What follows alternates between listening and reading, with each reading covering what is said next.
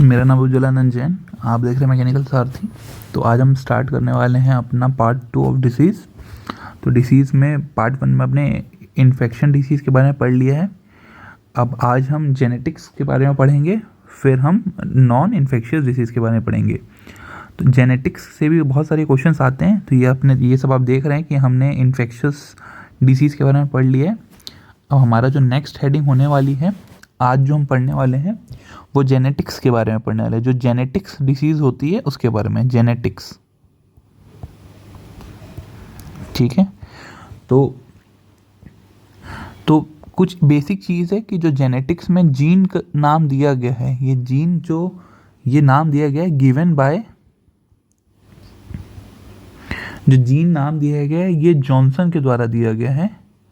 Johnson के द्वारा gene नाम दिया गया है। और जो जीन होता है ये मेड ऑफ डीएनए से बना होता है। जेनेटिक्स में जो जीन होता है वो डीएनए से बना होता है। खैर, जब मैं आपको साइटोलॉजी और सेल के बारे में पढ़ाऊंगा तो ये चीज़ हम डिटेल में पढ़ेंगे। अभी आप मोटा मोटा इतना जान लीजिए कि जीन का जो नाम है वो जॉनसन ने दिया है। और जो आपका बोलते हैं कि जो जीन बना हुआ है वो डीएनए से बना होता है। अगर मैं बोलूँ कि फादर ऑफ जेनेटिक्स किसको बोलते हैं, फादर ऑफ जेनेटिक्स, तो फादर ऑफ जेनेटिक्स हम बोलते हैं जॉन मेंडल को। John Mendel. ठीक है, ये यहाँ तक हो गया जेनेटिक के बारे में। अब हम थोड़ा सा जेनेटिक डिसीज़ के बारे में जानने की कोशिश करते हैं। उससे पहले आपको पता होना चाहिए क्रोमोसोम के बारे में, क्योंकि जेनेटिक्स में से रिलेट होता है क्रोमोसोम।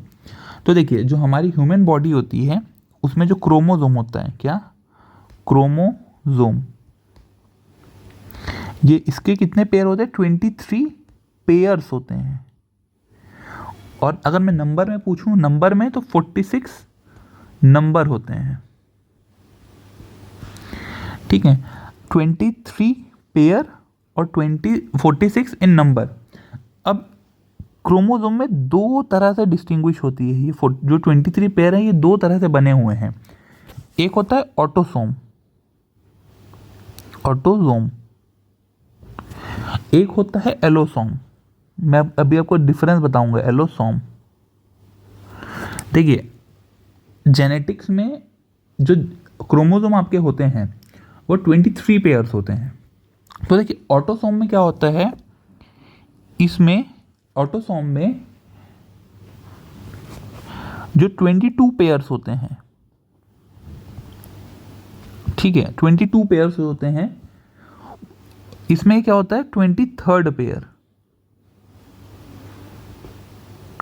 23 पेयर में जो 22 पेयर होते हैं वो ऑटोसोम होते हैं। जो 23rd नंबर का पेयर होता है वो एलोसोम होता है। मैं क्या बोल रहा हूँ, देखिए ये होता कैसे, थोड़ा सा आप यहाँ समझिए। ये क्या हो रहा है यहाँ पे, ये आप समझिएंगे।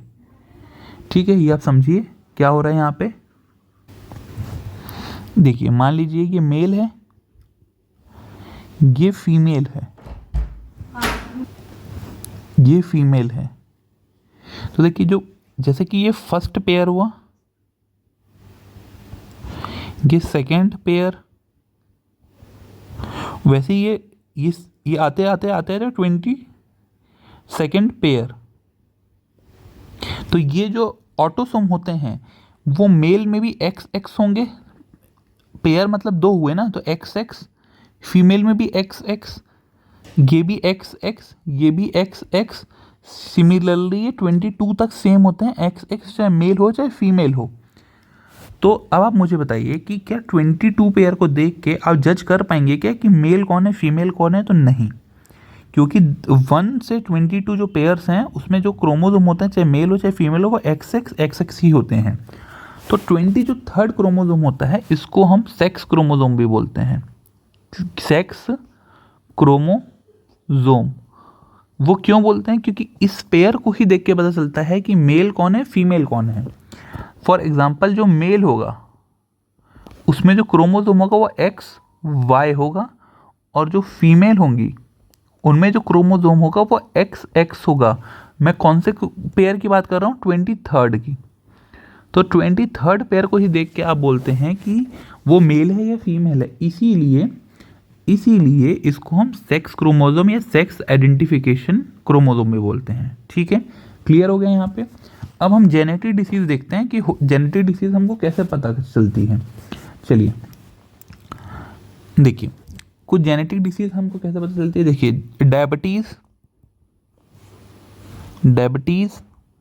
देखो जो डायबिटीज हो सकती है वो तो मेल फीमेल दोनों में होती है। So occur both in male and female. देखिए जो भी चीज कॉमन होगी, दोनों में कॉमन है, मेल फीमेल में जो हो रही है, तो यहाँ पे जो डिफेक्टिव जीन होगा वो मैं आपको आगे और बताऊंगा, 2 मिनट बाद आपको ये चीज़ क्लियर हो जाएगी। जो डिफेक्टिव जीन होगा यहाँ पे वो एक्स होगा, तो डिफेक्ट के हम डॉट लगा देते हैं ऊपर। क्यों? क्योंकि मेल फीमेल में अगर दोनों में वो प्रॉब्लम आ रही है, क्योंकि दोनों में जो पेयर होता है जो सेम वो एक्स होता है ना, एक्स देखिए फीमेल में भी एक्स है और मेल में भी एक्स है। जो वाई है वो सिर्फ मेल में है, यहाँ से आपको दिख रही है, यहाँ से जो वाई है वो सिर्फ मेल में है। तो अगर डिफेक्ट हो रहा है, कॉमन क्या है एक्स, तो एक्स डिफेक्टिव जीन होगा। क्लियर हो गया आपको ये। जो बाल्डनेस होती है,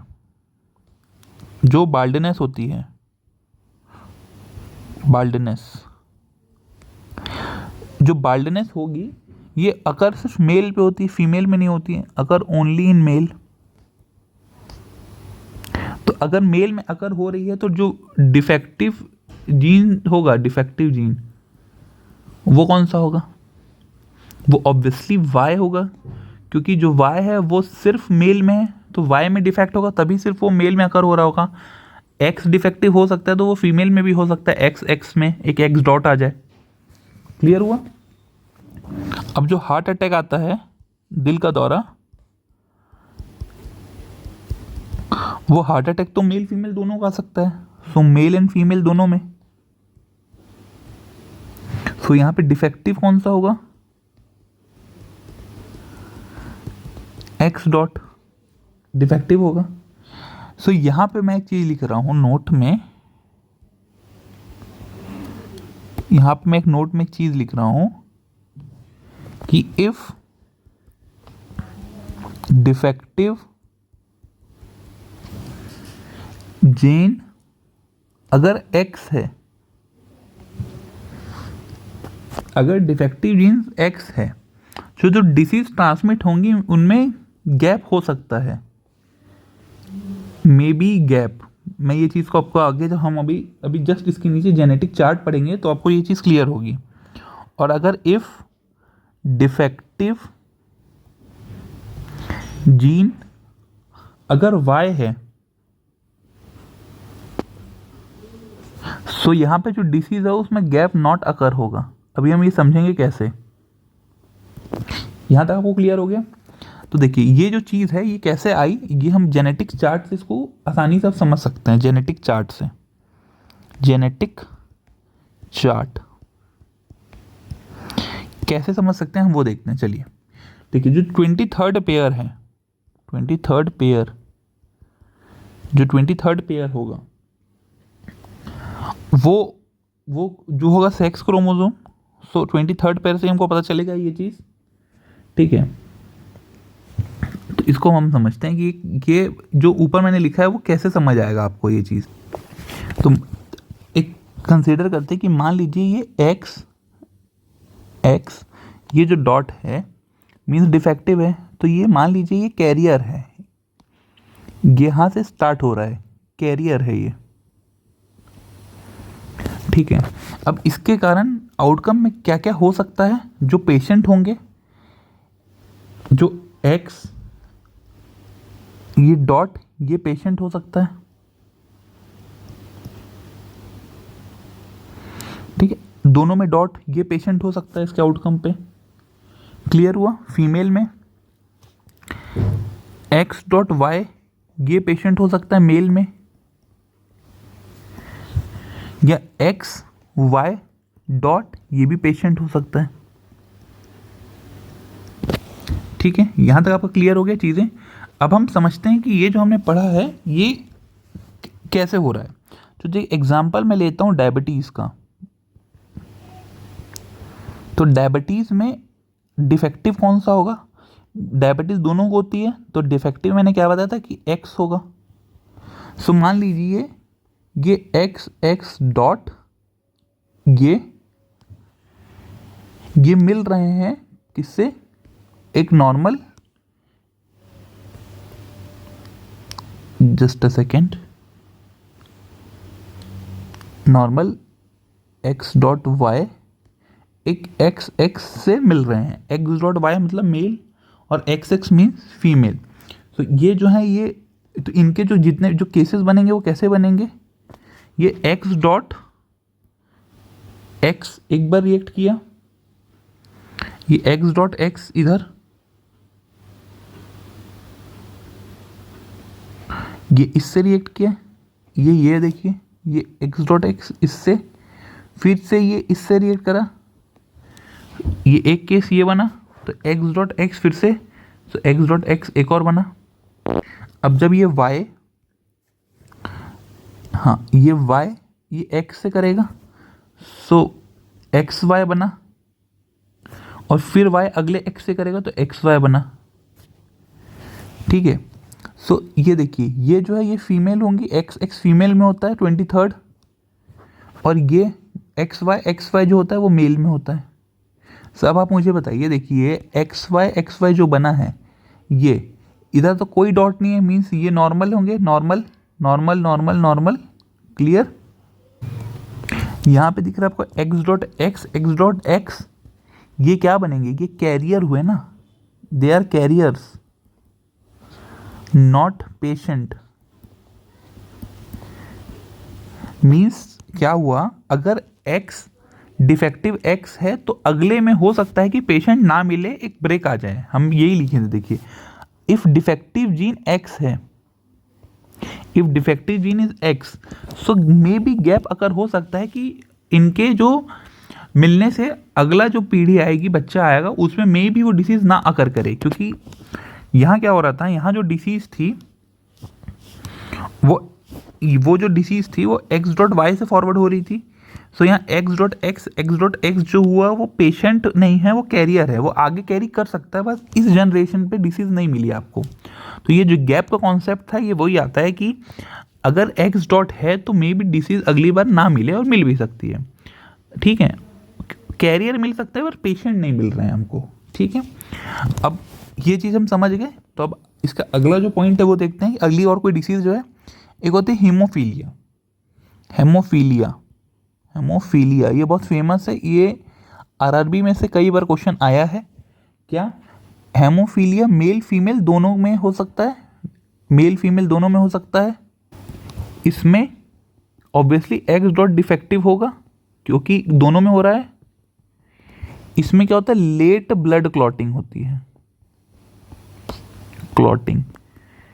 इसमें एक फेमस क्वेश्चन जो कई बार पूछा है वो है, हाँ वो क्या है, जो इसका एक फेमस नाम है, इसको हम फैक्टर 9 डिसीज भी बोलते हैं, फैक्टर 9 डिसीज।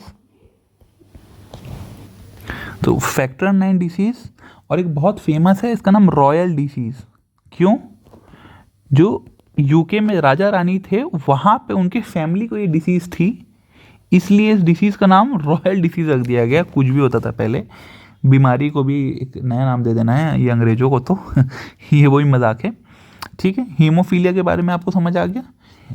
कलर ब्लाइंडनेस भी अगर आप बोलें, कलर ब्लाइंडनेस ये एक विचित्र है जिसमें हमको रेड वेड कलर के वो हमको दिखते नहीं है अच्छे से, डिफरेंस नहीं समझ आता जिनको ये प्रॉब्लम होती है। ये भी मेल एंड फीमेल दोनों की है। सो मीन्स यहाँ पे भी डिफेक्टिव क्या होगा, एक्स डॉट डिफेक्टिव होगा। एक बहुत फेमस नाम है वो मैं यहाँ पे अलग से लिख देता हूँ क्योंकि ये कई बार डायरेक्टली पूछ देता है, वो है डाउन सिंड्रोम। डाउन सिंड्रोम ये फेमस है, ये एग्जाम में पूछता है, इसको अच्छे से देख लो एक बार। इसमें क्या होता है कि डाउन सिंड्रोम में क्या होता है, जो नॉर्मली 46 क्रोमोसोम होते हैं, अभी एक बार देख लो, आगे जब मैं नेक्स्ट वीडियो बनाऊंगा उसमें एक और चीज़ आएगी इसी तरह से जो थोड़ी कंफ्यूज आपको क्रिएट करेगी।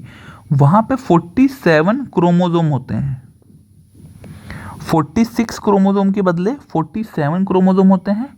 अब आप पूछेंगे कि सर वो 46 के बदले 47 जो क्रोमोसोम हो रहे हैं, तो वो जो एक क्रोमोसोम एक्स्ट्रा है वो कैसे आ रहा है और कहाँ आ रहा है? तो जो 21st पेयर होता है वहाँ पे XX तो मेल फीमेल दोनों में होगा, XX तो, क्योंकि ये तो ऑटोसोम है, ऑटोसोम आर सेम XX, तो 21st पेयर में एक X और आ जाता है। ये वो X नहीं है जिसकी यादों में आप रोते हैं, ये दूसरा X है, ये क्रोमोसोम का X है। ठीक है, ठीक है, तो ये XX 21st पेयर में आ जाता है। तो जेनेटिक्स के बारे में जो वीडियो था वो यही था। इसको मैं जानबूझ के पार्ट्स में पढ़ा रहा हूँ ताकि आपको एक बार में पूरा दिमाग में ख़राब ना हो जाए, धीरे धीरे करके आप पढ़ेंगे। सो बायोलॉजी आपको हो जाएगा, क्योंकि वैसे भी आरआरबी जेई में तो बायोलॉजी और फिजिक्स केमिस्ट्री ही मेन है। एप्टी रीजनिंग तो आपको थोड़ा बहुत बन जाती है, जो इसको अच्छे से पढ़ लिया उसका एग्ज़ाम निकल जाएगा। सो मिलते हैं नेक्स्ट वीडियो पे, तब तक आप लोग अच्छे से पढ़ते रहिए और all the best for your next exam.